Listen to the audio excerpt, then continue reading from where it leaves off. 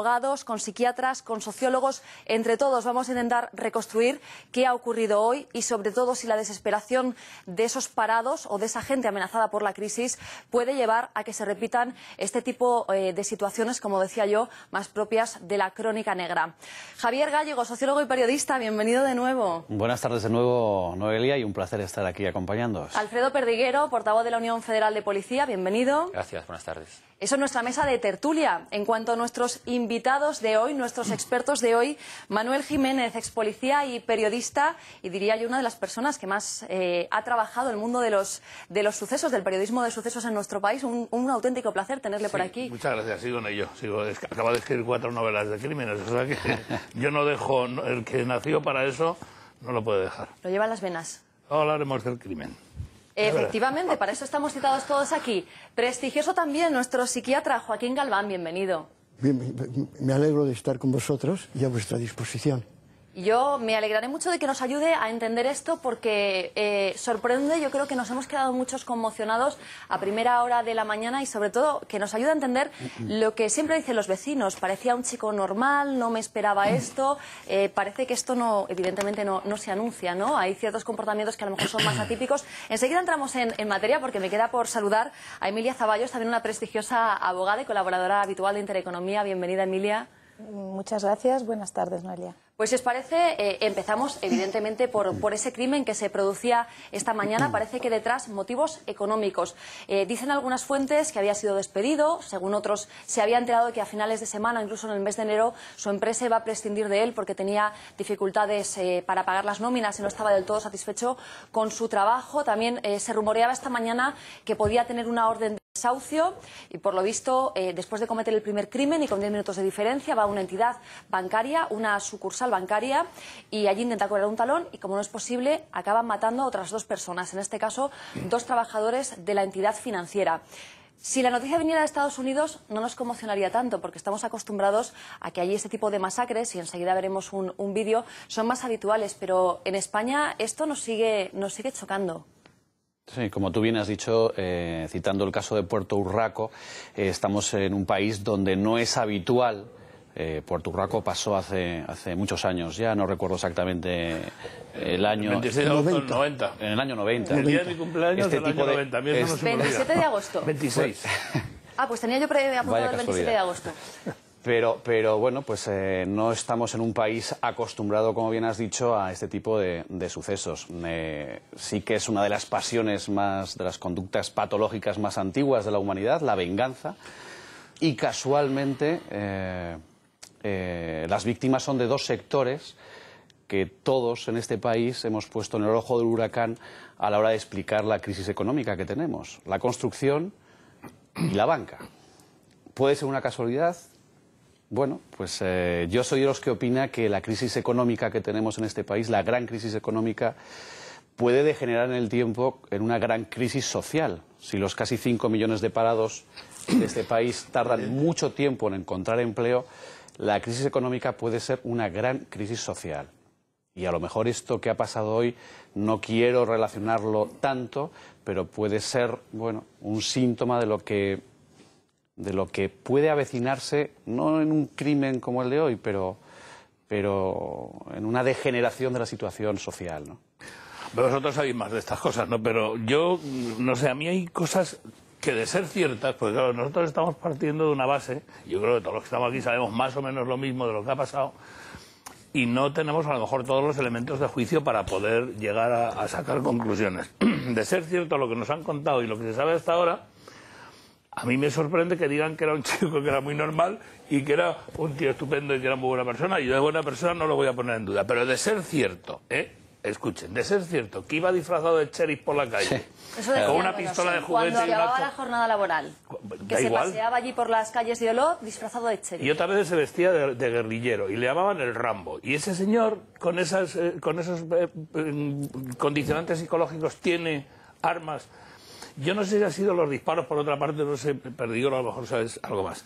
Yo no sé si ha sido con una escopeta o con un rifle, porque yo he visto en televisión, en uno de los reportajes, he visto una marca en el suelo de esas de tiza que hace la policía cuando hace las inspecciones oculares, o técnico-policiales, como se llaman ahora, y me ha parecido ver un cartucho de rifle. En un primer momento se hablaba de un rifle de caza. Claro, es que yo he visto ahí un cartucho, pues, peor me lo pones. Quiero decir, un rifle tiene una capacidad de fuego y de muerte tremendo, ¿no? No sé, a lo mejor yo quiero introducir ese elemento en el debate porque creo que es interesante, ¿no? Sí, Siempre digo, es que es muy bueno, hablaremos también de los permisos de armas. Antes, permítanme que salude a un invitado que nos está siguiendo desde Barcelona. Toni Castejón es el portavoz de Comisiones Obreras de los Mossos de Escuadra. Señor Castejón, muy buenas tardes. Hola, buenas tardes. El debate está sobre la mesa, como decía yo, nos ha conmocionado esta noticia. La primera pregunta está en el aire. ¿Hay suficiente control en España respecto a la venta de armamento? Bueno, digamos que, por ejemplo, para comprar escopetas para la caza es relativamente sencillo. O sea, el procedimiento podría ser bastante mejor. O sea, podría estar bastante más vigilado, la verdad. ¿Hay algún tipo de análisis psicológico de cara a esa persona que quiere obtener una licencia para utilizar, por ejemplo, un rifle? Este individuo que ha sido detenido y que ahora mismo está reconstruyendo los hechos que tenían lugar esta mañana era cazador y, por lo tanto, suponemos que tenía licencia para ese rifle con el que hoy ha asesinado a 4 personas. Exacto, es que para comprarse, en este caso, una escopeta para practicar la caza, el procedimiento no es tan complicado. Tienes que hacer unas pruebas con la unidad de armas de la Guardia Civil, que es una prueba teórica de unas 25 preguntas, una prueba práctica de una práctica de disparar y luego, mientras no tengas antecedentes penales, el procedimiento la verdad es que es sencillo. Así que la verdad es que hay muchas escopetas que están por ahí en masías, que están en casas de cazadores y la verdad es que el control, todo y que están controladas, sabemos quién las tiene, digamos que es de fácil acceso. Es cuando tienes la escopeta luego quitarte la licencia. Eso sí que es complicado. O sea, darte una licencia es sencillísimo, quitártela es mucho más complicado. Es más complicado. Pues pero Alfredo, Manuel, tenía una pregunta para... sí, porque tampoco es Tony. como tal. Sí que es más difícil, relativamente, como dice él, es muy fácil adquirir. Te piden un certificado de haberes, te piden unas pruebas psicológicas muy facilitas, pero a nosotros nos crea más miedo y estupor el que puedas adquirir tan fácilmente un arma en la calle. Porque al Estamos final... hablando del mercado negro. Y el mercado normal. O sea, el último asesinato que el año pasado aquí en la calle Orense, que fue un menor, entre bandas latinas, fue una pistola de fogueo modificada para matar, que simplemente con la fotocopia del DNI la compras. Cualquier ciudadano con la fotocopia del DNI compra una pistola de fogueo que mata. Por 30 euros más la manipula y por 200 euros tiene una pistola que mata. Esto es más peligroso de cara al ciudadano normal y, por supuesto, de cara a los policías y fuerzas de seguridad, que son los que identifican a estas personas en primera instancia. ¿Está de acuerdo con eso, señora Costa? Es que... No sé si nos ha escuchado, le preguntaba si está de acuerdo con esta reflexión, la facilidad que tiene, por ejemplo, un menor para adquirir un arma y después modificarla. me está preguntando a mí, ¿verdad? Sí. Sí, bueno, a ver, nosotros, Comisiones Obreras, por ejemplo, el sindicato lo hemos denunciado, el incremento de armas de fuego que ha habido en los últimos años, la cantidad de robos que se están haciendo con armas de fuego simuladas, como tal y como estaba diciendo el tertuliano, se manipulan armas de fogueo de forma que se puedan usar con cartuchos.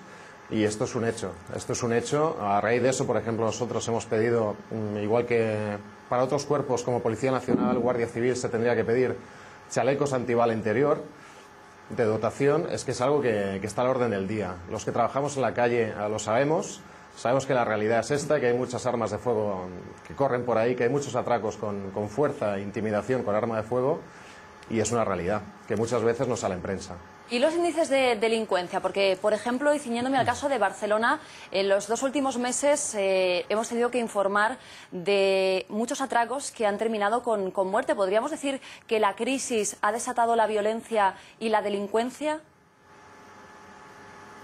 Sí, digamos, a ver, la crisis sobre todo lo que ha incrementado es a nivel de hurtos, a nivel de robatorios no tan graves, digámoslo así.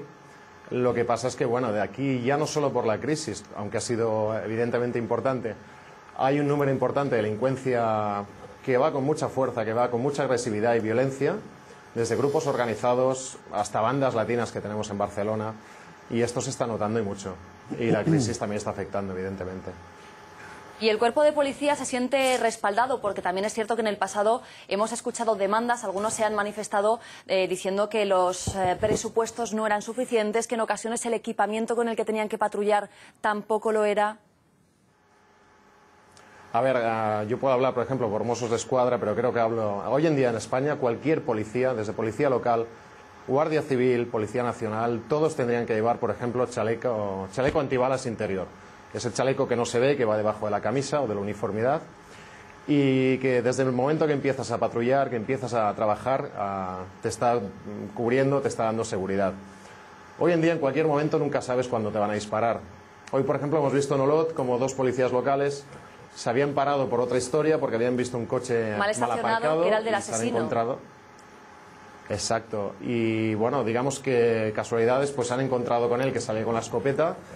Igual que se ha entregado, parece ser que se ha entregado y ha reconocido que había matado a 4 personas, se podría haber liado a tiros tranquilamente. Si llevas el chaleco, tú ya llevas una protección. Si no la llevas, estaríamos hablando de una tragedia mucho más grave. Evidentemente. Hoy en día es tan importante llevar un chaleco antibalas como llevar una pistola para un policía. No sé si alguien quiere lanzarle alguna pregunta a Toni Castejón. No, que ¿cuánto vale un chaleco antibalas de esos internos? Te digo, hablar de dinero cuando va en juego la seguridad... 800 euros. 800 euros, fíjate. Depende mucho, depende de las cantidades, de cómo sea el chaleco y de las cantidades que compres. Evidentemente no es lo mismo comprar uno que comprar pues 15.000, que por ejemplo somos el número de Mossos de Escuadra que tenemos. Súmale, perdona, Toni, súmale 125.000 de Guardia Civil y Policía, y súmale las policías locales, y súmale... Entonces, quizás estamos hablando de unas cantidades de dinero. Y luego te voy a decir una cosa, yo no sé vosotros cómo, pero yo sé, en la época que yo estaba ejerciendo de policía en activo, la gente no quería chalecos antibalas. Pues ahora te lo digo en serio que no los quería. Ahora parece que sí que lo demandan. Porque pesaban mucho, claro. Quizá de estos interiores, si hubiera habido... No, pero... Kilo y medio pesan. Kilo y medio. Y el riesgo a lo mejor no era el mismo cuando tú eras policía que hoy. Era peor. Toni, dinos. Perdón, es que han de pensar que el chaleco no es el mismo de, por ejemplo, hace 5 o 10 años han prosperado muchísimo en cuanto a comodidad y peso. Han evolucionado barbaridad. Hoy en día puedes llevar un chaleco antibalas que te puede pesar un kilo 100, un kilo 200. Es mucho más fácil acostumbrarse. Los de antiguamente a lo mejor pesaban 3,5 kilos. Y hoy en día es que sobre todo lo que prima es la seguridad. O sea, es algo que está a la orden del día. Sí, aquí tuvimos un precedente el marzo pasado, creo que fue, 2 compañeros de Mossos de Escuadra iban a un caso que parecía violencia doméstica en un piso y lo recibieron con una escopeta, les dispararon y tenemos 2 Mossos heridos que aún están de baja. Decía yo que es triste... Vuelvo a repetir que es triste hablar de dinero y de seguridad, pero es que indudablemente si los cuerpos de seguridad del Estado no cuentan con más medidas de protección es precisamente porque hay restricciones económicas. Es que sobre todo se está gastando dinero en otra serie de cosas que no son para nada imprescindibles o necesarias. Y, por ejemplo, nosotros, nuestra prioridad absoluta ahora mismo son los chalecos antibala. O sea, tal y como está el mapa delincuencial y la violencia que están usando, el chaleco es imprescindible. Y antes que eso, pues se están gastando dinero en otra serie de cosas, como la aplicación de una normativa ISO aquí en Cataluña en la detención, como un código ético, como 1000 historias que se han hecho antes que esto, cuando esto es básico y elemental. Las prioridades, esa lista de prioridades, que no siempre la teoría se corresponde con la práctica. Toni Castejón, muchísimas gracias por dedicarnos este rato. A vosotros. Si me permites, ahora no hay dinero, hay crisis, pero cuando había, tampoco había. El Cuerpo Nacional de Policía y la Guardia Civil somos los cuerpos más defenestrados por los gobiernos que hay en el poder, y no nos conceptúan como el problema que tienen los Mossos o el buen problema que tienen los Mossos o la Ertzaintza. A la Ertzaintza, por ejemplo, se dan este año de dotación. O sea, el gobierno vasco se lo va a dar a todos los Ertzaintzas un chaleco como equipo de protección individual. Y por cierto lo pagamos todos. Es decir, claro. Los impuestos pero aparte, los Mossos igual, porque Cataluña, el gobierno catalán piensa que eso es su policía. La Policía Nacional, el Cuerpo Nacional de Policía y la Guardia Civil, nadie nos conceptúa como su policía y nadie nos ve como tal. Por tanto, ahí nos tienen, que saben que estaremos, ya que somos la policía del pueblo y para el pueblo, estaremos, esté quien esté, y haremos lo que tengamos que hacer. Pues después de las reivindicaciones sobre las necesidades dotacionales de los cuerpos y fuerzas de seguridad del Estado, que en Intereconomía nos hemos hecho de ellas muchísimas veces, si les parece vamos a volver al crimen que nos ocupa. Javier, dime. Sí, sobre eso, volviendo al crimen de